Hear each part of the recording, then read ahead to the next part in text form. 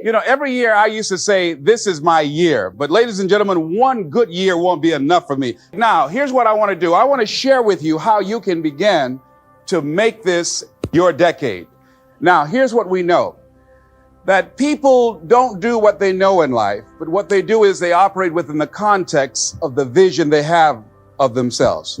So what I want to share with you is how to begin to get a larger vision of yourself and how to begin to make this your decade. Because in order to do that, it's going to be very challenging. It's going to require a lot of work on your part, an ongoing process of personal and professional self-mastery. And it's going to require that you begin to see yourself worthy of the requirements in terms of effort, in terms of commitment, in terms of action, in terms of preparation, or whatever it is that you need to do in order to take your life where you want to take it.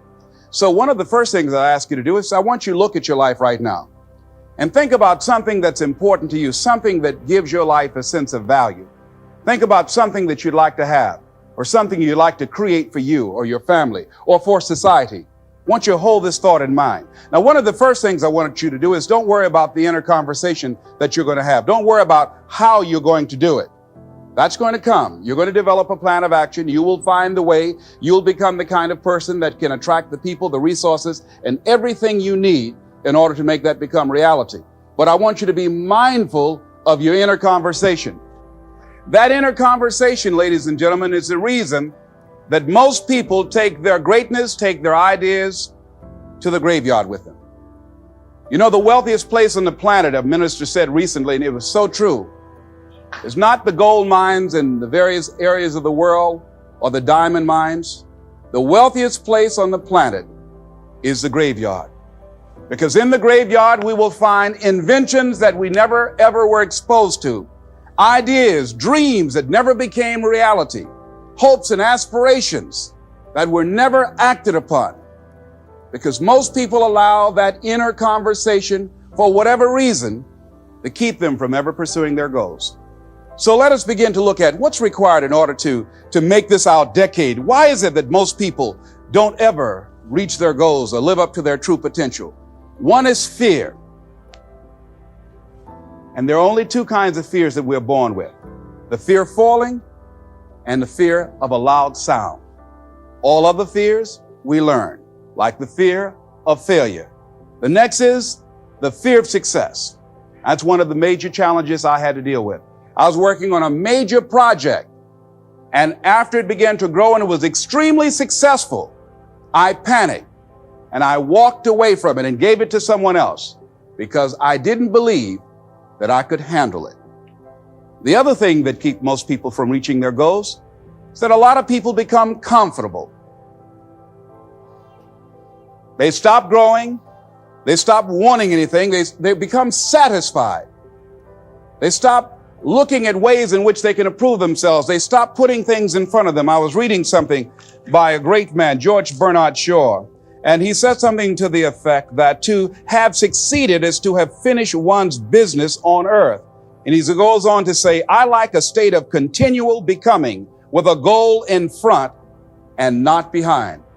The other thing that keeps us from reaching our goal is not feeling worthy. That's where a lot of people get stuck. Because see, when you don't feel worthy of your goal, you will begin to unconsciously engage in self-destructive behavior, like procrastinating, constantly putting things off, squandering your time, and that's what life is made of. Something else that keeps us from reaching our goal, and that is many times because we spend so much time complaining and blaming everybody or everything. They haven't got to the point where they're sick and tired of being sick and tired. They just have enough energy to complain about it, and they consider that, in fact, they believe that that's equivalent to doing something about it, just complaining. No, that can't get you where you want to go. That cannot create your reality for you. The other thing that keeps most people from realizing their true greatness and their true potential, circumstances, their environment. There are many people who believe because of where they're born, because of the area where they are in life and where they find themselves, that's all they know.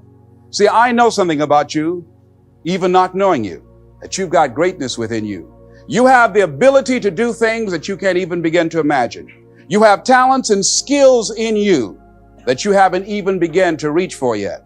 It was Oliver Wendell Holmes who said that once a person's mind is expanded with an idea or a concept, it can never be satisfied to going back to where it was. So some of you are going to experience a breakthrough. Some of you are going to go back and look at your dreams and brush them off. Some of you are going to begin to look at yourself and say, hey, look here, I know I have not done all that I can do.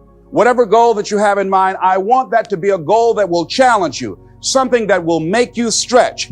It was Osborne who said, unless you attempt to do something beyond that which you've already mastered, you will never grow. What is it that you looked at some point in time and you decided that you couldn't do it, that you talked yourself out of it? Whatever it is, bring it back out there. How are you going to do it? That will come to you in due time. See, you don't get in life what you want, ladies and gentlemen. You get in life what you are, not what you want. And see, the good news is that we can always become more by working to develop ourselves. So the first process of making this your decade, you've got to begin to take a look at your life and look at where are you right now? What are your strengths? What are your weaknesses? What gives your life a sense of fulfillment, a sense of joy? What does a full, rich life means to you? What is it that you could love doing 7 days a week that'll bring a smile to your face? Think about that. In all the areas of your life, your professional life, your personal life, your family life, your spiritual life, what is it that you'd like to have? Once you begin to determine that, that takes you to the next step. And that is, once you decide what it is that you want, now you've got to decide that you deserve that. Repeat after me, please. I deserve the best that life has to offer. I deserve to find my purpose in life. Do you know by actively pursuing your purpose, it could perhaps extend your life? When you have some goal out here that you're stretching for and reaching for that takes you out of your comfort zone, you'll find out some talents and abilities you have that you didn't know you have. But I never would have discovered what I'm able to do right now if I wasn't willing to take a chance. And you've got to be willing to do that. You've got to believe in yourself. See, ladies and gentlemen, life is too short trying to play it safe. It's too short and unpredictable, being miserable. It's too short for that. Here's the thing. There's no safe position in life. You've got to decide to be bold. So you got to be bold in life. Well, most people go through life trying to creep. No. Trying to be casual about it. No. You go through life being casual, you'll end up a casualty. Now here's something else. You must be positive. See, a lot of people, when things don't happen when they want it to happen, they become negative and they turn out and start projecting a lot of negative energy. No, you've got to make a conscious, deliberate, determined effort to be positive. Because see, when you know within yourself things are going to work out for you, when you know within yourself that some way, somehow you're going to make it, and these are just some of the hoops you've got to flip through in order to get there, it's okay. So one of the things, in order to make this your decade, in order to reach your goals, you've got to find some reasons that make you strong, some reasons that will make you hang in there when times get rough, because they're going to get rough. It's going to be very challenging. Whenever you decide that you want to grow, whenever you decide that you want to go to another level, all hell will break loose. Everything that will happen, rather that can happen, will happen, and at the worst possible moment. They call it Murphy's Law. See, whenever you decide that you want to go to another vibration, it's like when you get into an airplane. The first thing they tell you to do is do what? Fasten your seatbelt. Because you're going to experience some turbulence when you're going up. And some of you are already experiencing that turbulence. Don't be frightened by that. See, whenever you decide you want to go to another level, you've got to fasten your psychological, your mental, and your spiritual seatbelt. Because it's going to be a while before you experience a comfortable altitude. You're going to get there. It's there. But you've got to go through this phase here. This is how you grow. This is how you develop. See, life is like a roller coaster. Sometimes you're up, sometimes you're down. Sometimes things go well, and sometimes they don't go well. But in the down moments, that's when you discover who you are. During the down moments, see, in this prosperous time, you put it in your pocket. In the lean times, you put it in your heart. Why is it that you deserve your goal? What are the 5 reasons that you won't give up when life catches you on the blind side? When the messenger of misery visits you, what are you going to do? What will keep you in the game when life knocks you to the canvas? Hello, it's going to knock you down. When people disappoint you, and that's going to happen. When they betray you, and that's going to happen. When they lie to you, and that's going to happen. When they say, oh, you can count on me, and they won't show up, and that's going to happen. When you want to throw in the towel and give up yourself, and that's going to happen. When life collapses on you and catch you on the blind side and drop you to your knees and start choking you, what reason can you remember that you can call on, that you can reach on, that can make you get back up? Find that reason. I believe, like Frank Sinatra, he said, the best revenge in life is massive success. I'm doing this so I can become massively successful. And with that kind of courage, with that kind of affirmation and reason to empower me, I got a saying that when life knocks you down, try and land on your back, because if you can look up, you can get up. When things don't work out for you, when things happen that you could not anticipate, what are the reasons that you can think of that can keep you strong? That can keep you in the game, that will be your rod and staff to comfort you, that can be your bridge over troubled waters. Those reasons are very important. Nietzsche said, if you know the why for living, you can endure almost anyhow. So find out the reasons that you do what you do. Find out the reasons that will make you strong, that will make you walk by faith and not by sight, that will make you pursue your dream when everybody is against you or don't believe in you no more. And let me tell you something, that's a lonely feeling. It's a lonely feeling, particularly people that you're doing it for, or people that stand to benefit the most, or people who should be the number one members in the encouragement club, but they end up saying, you can't do it, and they become members of the discouragement club. Oh, it hurts very badly. I know what that's like. Have people that you love close to you that look at you with that look and say, why don't you try something else? Why don't you give up? I said, but this is my life. I have got to do this. Make a commitment to be happy. Sometimes we take life too seriously. Oh no. Make a commitment to be happy. Find little things just to get tickled about and laugh. Find ways to be happy in the moment. A lot of people say, well, I'll be happy when I pay off all my bills. No. You want to be happy now. See, there are no guarantees. No one say you're going to be here 2, 3, or 4 years from now. So you want to be happy right now in the moment. Make a commitment to be happy, because life now has new meaning for you. Just enjoying the sunset, or just looking at life, or looking at nature, going for a walk. It's the little things in life that counts. Here's something else that you want to begin to do in order to make this your decade. You want to begin to get all the toxic people out of your life. See, ladies and gentlemen, it takes a lot of energy to reach your goal.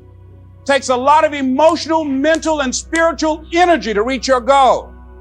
And you can run faster with 100 who want to go than with one around your neck. So there are two kinds of relationships. Sid Simon talks about this. Nourishing relationships and toxic relationships.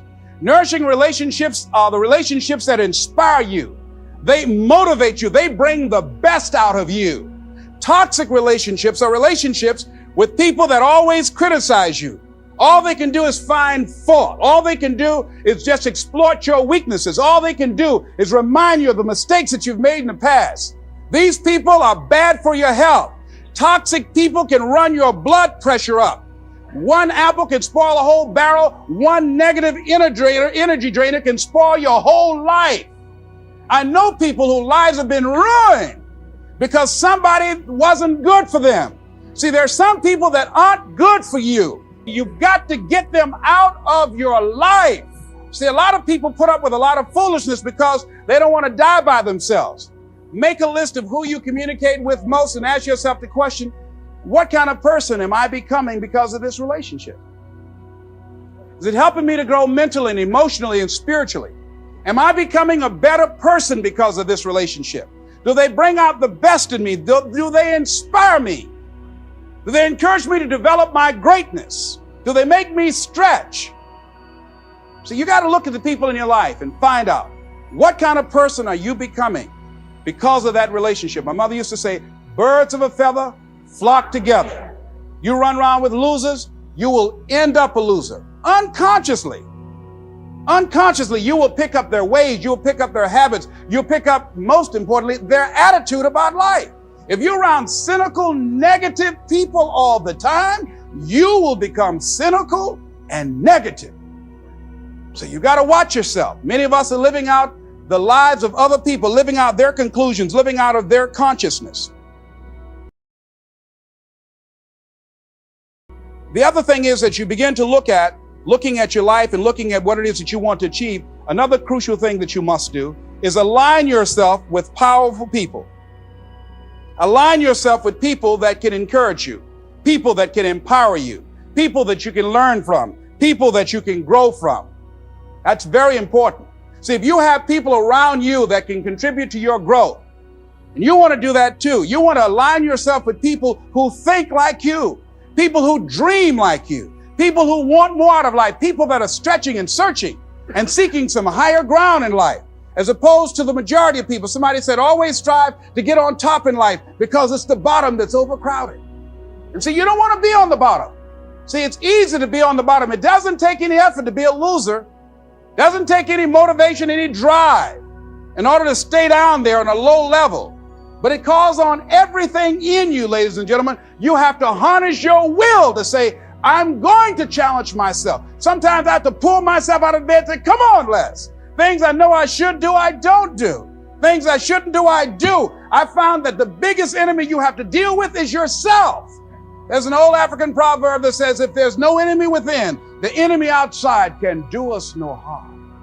As you begin to look toward making your life different, as you begin to look at yourself, you've got to redefine yourself. Who are you right now? And who must you become in order to create what you want? What has to change about you? What is it that you're doing right now that would be a liability for you? As you begin to look toward the future and take inventory of yourself, what is it about you right now that you've got to leave this behind because this no longer fits? Looking at where you want to go and the kind of person that you must become, the kind of standards that you have for you. What is it that you must do differently? It makes sense unless you change your pattern, unless you change the way you're thinking, unless you change your behavior, you're going to continue to produce the results in your life. See, all of us are winners, but some of us are producing results that we don't want. And so all you have to do is look at your game plan, look at your strategy. How is it that you have been being? What is it that you've been doing to produce this? See, you're the director, you're the producer, you're writing the script, you're the star of your life. And as you begin to look at your life, you can decide whether or not it's a smash or whether or not it's a flop. That's in your hands. Look at your life, look at where you want to go. Don't worry about your circumstances. Don't worry about your age. See, it's time now. If you want to make this your decade, you've got to start saying yes to your life. You've got to start saying yes to your dreams, yes to your unfolding future, yes to your potential. So as you begin to look at this decade and affirming that this is your decade, as you set goals that will make you stretch, that will bring out the best in you, as you begin to remove the negative, toxic people from your life, as you decide to take some chances in life, and that's one of the things that's very important. Viscard said, if you're not willing to risk, you cannot grow. And if you cannot grow, you cannot become your best. And if you cannot become your best, you cannot be happy. And if you can't be happy, then what else is there?